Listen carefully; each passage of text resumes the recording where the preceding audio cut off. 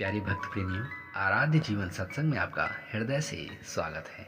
मित्रों, सदगुरुदेव कबीर साहब ने संसार के मोह माया में डूबे मानव को एक ही बात कही है, एक दिन ऐसा होएगा कोई काहू का नाही, घर की नारी को कहे तन की नाड़ी जाही।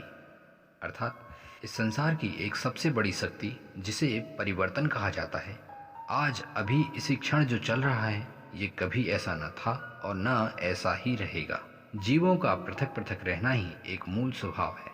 चैतन्य जीव कभी भी किसी के साथ न रहा है और न रहेगा, ये हमेशा एकलव्य ही है। किंतु संसार में कोई बिरला ही इस बात को समझ पाता है।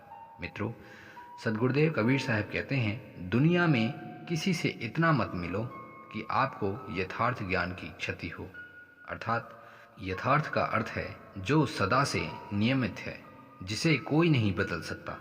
जैसे प्रकृति हमेशा परिवर्तनशील है, इसे कोई अदृश्य शक्ति रोक नहीं सकती, और इसी प्रकार चैतन्य जीव चेतना युक्त एक स्थिर है, ये कभी परिवर्तनशील नहीं है, तो इसे कोई परिवर्तित भी नहीं कर सकता, इसलिए यह स्थायी है।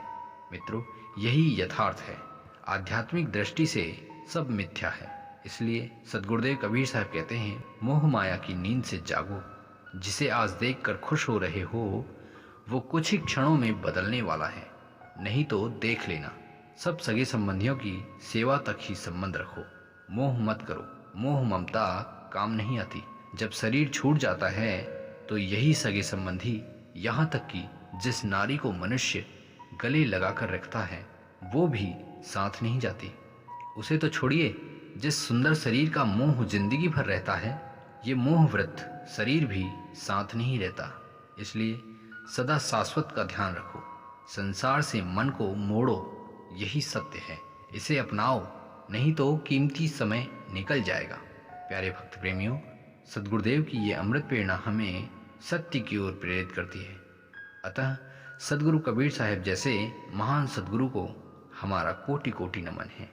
ऐसे सुंदर वाणियों को पाकर हमारा जीवन धन्य हो गया है। धीरे धीरे सदगुरु की शरण में हमारे अहंकार की क्षति होती जा रही है, यही तो हमारी उन्नति है। मित्रों, सत्संग में वो शक्ति है जो सदगुरु का मिलन करा सकती है। इसलिए सत्संग में भाव और भाव में करुणा का होना अत्यंत आवश्यक है। प्यारे भक्त प्रेमियों, सदगुरुदेव की ये प्रेरणा आपको कैसी लगी, कृपया कमेंट जरूर करें। और भी ऐसे ही प्रभावी ज्ञान अमृत के लिए अपने आराध्य जीवन सत्संग से जुड़े रहें। अपने कीमती समय को देने के लिए आपका बहुत बहुत धन्यवाद। मित्रों, अपने स्वास्थ्य का विशेष ख्याल रखें। तब तक के लिए नमस्कार, धन्यवाद, जय हिंद, वंदे मातरम।